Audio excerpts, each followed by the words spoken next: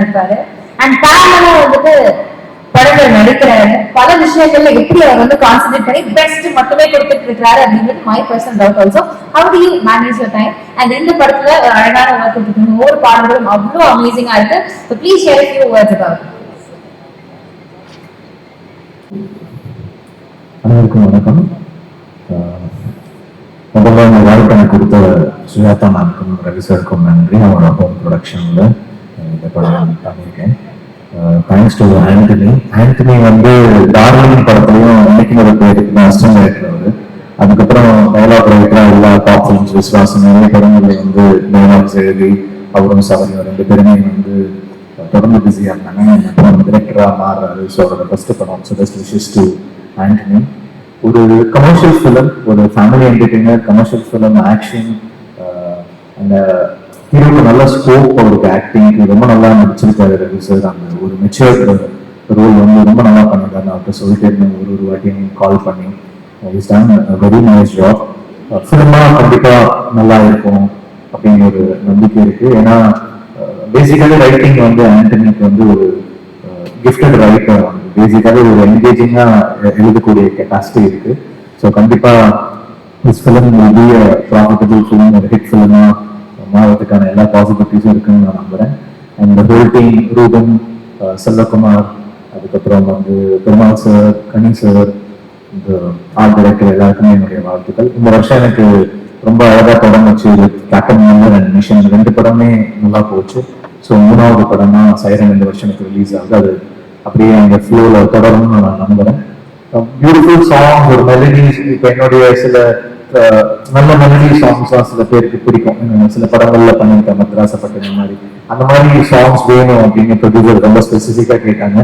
So அதனால வந்து அந்த ஸ்பேஸ்ல, ஒரு மெலடி ஸ்பேஸ்ல ஃபிலிமுடைய பேஸை வந்து ஸ்பாயில் பண்ணாம நம்ம வந்து ஒரு டெலிவர் பண்ணியிருக்கோம் அந்த ஃபிலிம்ல. ஸோ நீங்க கேட்டுட்டு சொல்லுங்க. 2 சாங் ரிலீஸ் ஆயிருக்கு. நீங்க கேட்டு எப்படி இருக்குன்னு சொல்லுங்க. தேங்க்யூ. படம் கண்டிப்பா ஒரு ஹிட் ஃபிலிமா ஆகணும்னு நான் நினைக்கிறேன்.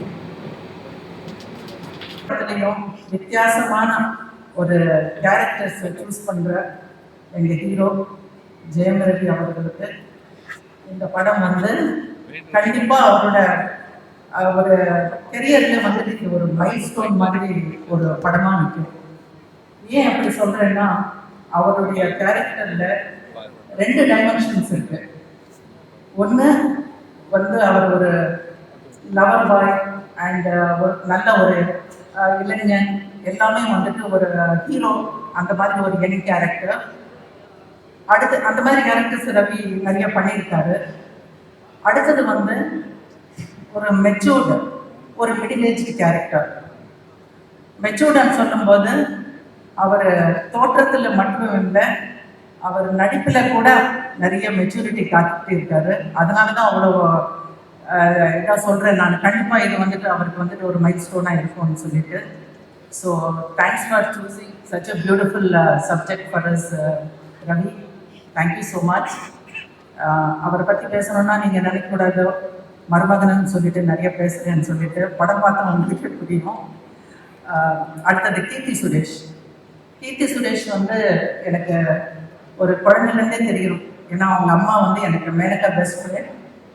அவங்க நிறைய நல்ல படங்கள் நடிச்சிருக்காங்க. இந்த நடுவில் வந்துட்டு அவங்க ஒரு 10 வருஷத்துல அவங்களுடைய ஜர்னி, ஃபிலிம் ஜர்னி 10 வருஷம் முடிச்சிருக்கேன்னு சொல்லிட்டு எனக்கு ஒரு பியூட்டிஃபுல் கிஃப்ட் அனுப்பிச்சாங்க. I was so proud. ஏன்னா நானும் அதில் ஒரு அம்சமாக இருக்கேன்னு சொல்லிட்டு. ஆனால் இந்த படத்தில் கீர்த்தி வந்து அடுத்த 10 வருஷத்துக்கு பேசப்படுவாங்க. அவங்க கேரக்டர், நந்தினி கேரக்டர் அவ்வளோ அழகாக பண்ணியிருக்காங்க. அவங்க இப்போ இல்லை, அந்த வேலை இருக்காங்க. கண்டிப்பாக வந்துட்டு அவங்களுக்கு இது ஒரு நல்ல படமாக அமையும். அவங்க நிறைய அவங்க வந்துட்டு மகாநட்டி எல்லாம் நடித்தாங்க, ரொம்ப நல்லா நடிச்சிருந்தாங்க. பட் இந்த படத்தில் அவங்க கேரக்டர் வந்து அவ்வளோ ஒரு ஸ்ட்ராங்கான கேரக்டர். நாங்கள் ஃபஸ்ட்டு பேசும்போது நினைச்சோம், கீர்த்தி வந்து ரவி 6 அடி மேலே இருக்காரு, கீர்த்தி வந்து அவரை சட்டை பிடிச்சதுக்கு எடுத்துகிட்டு வரணும்னா எப்படி நல்லா இருக்குமான்னு சொல்லிட்டு நாங்கள் நினைச்சோம். ஏன்னா இவங்க வந்துட்டு அழகா ஒரு ஸ்லிம்மா ஒரு ஹீரோயினா.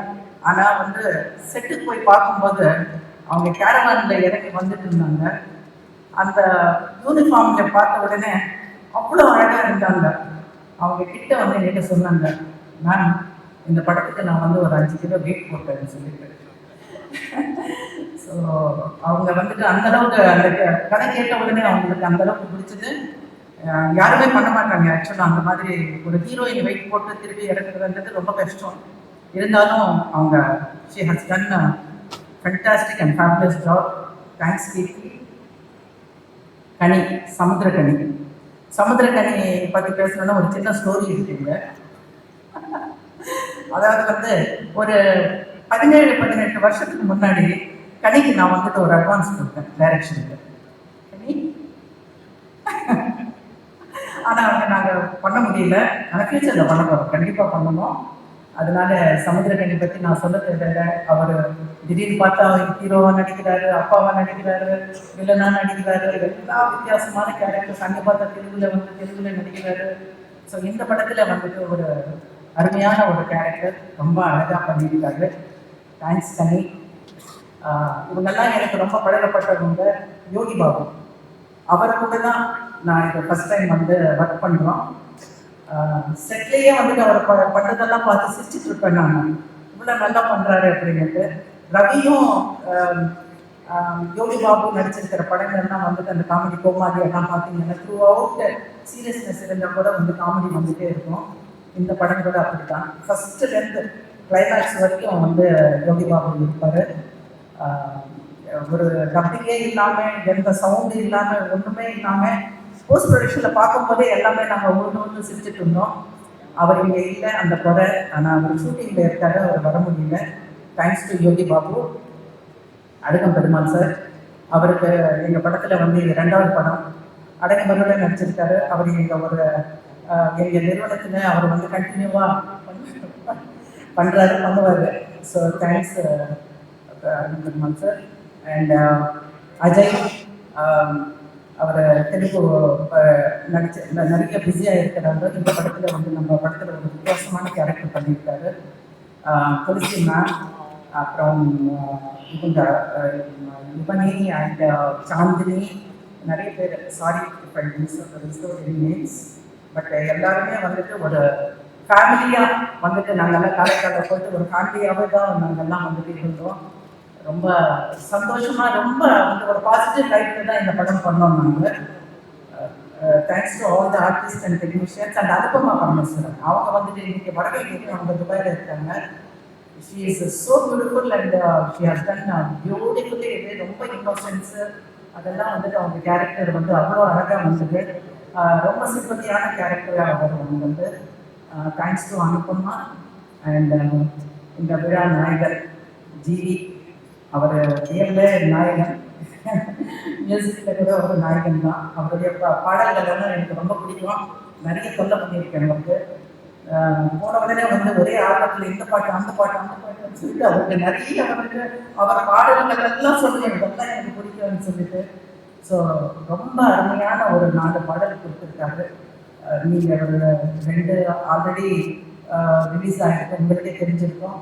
அடுத்த 2 வந்துட்டு எமோஷனல் சாங்ஸ் வந்து ரொம்ப நல்லா பண்ணியிருக்காரு. Thanks GV, thank you so much. And எங்கள் கேமராமேன் செல்வகுமார், நான் சொல்லுவேன் செல்வகுமார் கிட்ட, இவ்வளோ செட் ஒர்க் பண்ணியிருக்கேன், என்ன செல்வா வந்துட்டு அவ்வளோ இயற்கையாக வந்துட்டு செட் ஒர்க் பண்ண மாதிரியே தெரியாது, அவ்வளோ அழகாக வந்துட்டு அவ்வளோ நல்லா வந்து பண்ணியிருக்காரு. உண்மையாக படம் பார்த்தீங்கன்னா ரியல் லொக்கேஷன்ஸில் இருக்கிற மாதிரியே வந்துட்டு ஒரு தோணும் நம்மளுக்கு. So thank you Selva. And Dileep master, இந்த படத்தில் வந்துட்டு ஒரு 4 ஃபைட்ஸ் இருக்கு, ரொம்ப பியூட்டிஃபுல்லான ஃபைட்ஸ். அதில் வந்து ஆம்புலன்ஸ் ஃபைட்டு, அந்த ஆம்புலன்ஸ் ஃபைட் வந்துட்டு ஒரு கிட்டத்தட்ட வந்துட்டு 1 வாரத்துக்கு மேலே எடுத்தோம். ரொம்ப ரொம்ப த்ரில்லராக ரொம்ப நல்லா பண்ணியிருக்காரு. Thanks to Dileep. அதே மாதிரி ஆர்ட் டைரக்டர் கதிர், சக்தி. என்னோட ஃபர்ஸ்ட் படம் சைரன் அஸ் அ டைரக்டரா இந்த ப்ரெஸ் மீட் நடக்கிறது வந்து ரொம்ப மெமரபுளான ஒரு டே. எனக்கு மட்டும் இல்லை, யாரெல்லாம் ஹஸ்பண்டாக இருக்காங்களோ, ரைட்டர்ஸாக இருக்காங்களோ, ஃபில்ம் மேக்கராக மாடல் நினைக்கிறவங்களுக்குலாம் இந்த டே வந்து ஒரு ட்ரீம் மாதிரி. ஸோ என் முன்னாடியே என் ட்ரீம் நான் பார்த்தேன் அப்படின்ற மாதிரி என் மூமெண்ட் இது. ஃபர்ஸ்ட் ஆஃப் ஆல் தேங்க் பண்ணோம்னா ஃபர்ஸ்ட் பிளேக்கு போகிறத கரெக்டு ரூபன் சார். ரூபன் வந்து வருஷம் தான் பார்த்தான், அவருக்கு நான் காலேஜ் ஜூனியர். ஸோ ரூபன் வந்து எனக்கு ரொம்ப வருஷமா தெரியும். ஏதாவது ஸ்கிரிப்ட்னாலும் அவங்கள்ட்ட தான் பேசுவேன், வைப்பேன், எல்லாமே நாங்கள் டிஸ்கஸ் பண்ணுவோம். அந்த மாதிரி நான் அஸ்டண்டர்டாக இருக்கும்போது ஒரு நாள் எடிட்டிங்ல கவுண்டர்ஸ் ஏதாவது தேவைன்னா அன்னைக்கு கேட்பாரு, ஏதாவது ஓபிஎஸ்ல ஏதாவது கவுண்டர் போல ஏதாவது சொல்லுங்க. அந்த மாதிரி சொல்ல போய் தான் எழுதுறானே நல்லான்னு ஒரு நாள் கேட்டாரு, நீ எழுதுவியா அப்படின்னு கேட்டாரு. எழுதுவேன் அப்படின்னா எங்கள் டைரக்டர் சாமான் அவன் எழுதுவான் அப்படின்னாரு. சரி ஓகே அப்படின்னு சொல்லிட்டு ஒரு நாள் ஸ்கிரிப்ட் டிஸ்கஷன் கொடுத்தாரு. அடுத்து ஒரு 1 or 2 monthsல பார்த்தா அவர் ஒரு டைரக்டர் சொல்லி விட்டாரு, அன்னைக்கு ரைட்டர் இருந்துட்டு அப்படிதான் நான் போனேன். ஸோ சும்மா ஒரு வேலையை அவர்கிட்ட நான் வேலையை நார்மலா பார்க்கும்போது அவர் பார்த்துட்டு அடுத்த ரைட்டரா ப்ரொமோட் பண்ணியிருக்காரு. ஸோ ரைட்டரா போகும்போது அதுக்கு அடுத்த படங்கள் நல்ல படங்கள் அமைஞ்சது. ஸோ அந்த ரைட்டிங்லேயே போயிட்டு இருக்கும்போது நான் டைரக்ஷனுக்கான வேலையும் சைமல்டேனியஸா பண்ணிட்டே இருந்தேன். பட் ப்ராப்பரா எதுவுமே பேஸ் பண்ண முடியல கதையை. ஸோ அதே மாதிரி ரூபன் சார் ஆஃபீஸ்ல திரும்ப ஒரு டிஸ்கஷன், ஏதோ ஒரு கதையை பேசிட்டு இருக்கும்போது சடனா கேட்டாரு, இப்போ என்ன போயிட்டு இருக்கு அப்படின்னாரு. அதை நான் அந்த படம் ட்ரை பண்ணிட்டு இருக்கேன், நான் கதை சொல்றது கேட்டேன். அப்படியா, ஓகே, ரவி சார் எப்படி இருக்காரு அப்படின்னு கேட்டேன். ரொம்ப கேஷுவலா இருந்துச்சு. ஏன்னா இந்த கெட்டப்ல வந்து நான் ரவி சார் ஃபர்ஸ்ட் டைம் அப்போ நானே யோசிச்சு பாக்குறேன். ஏன்னா இப்படி இருக்கவரை எப்படி நான் அந்த ஏஜ்ல யோசிக்க முடியும்? ஸோ நான் இப்படிதான் ரவி சார் எப்போதும் நான் படத்துல பார்த்திருக்கேன், நான் நேரில் பார்த்துருக்கேன். பட் அந்த கெட்டப்புக்கு ரவி சார் நான் நினைச்சதே இல்லை. ரூபா ரொம்ப கேஷுவலா கேட்டாரு, ரவி சார் எப்படி இருப்பாரு அப்படின்னாரு. ஆனா ரொம்ப புதுசா இருக்கான் அப்படின்னா உடனே இமீடியட்டா ப்ரொடியூசர் நமக்கு கால் பண்ணி சொன்னாரு. அவ்வளவுதான், அடுத்த மீட்டிங் மேம் வந்து கொடுத்தாங்க. அங்கிருந்து எனக்கு ஸ்டார்ட் ஆயிடுச்சு.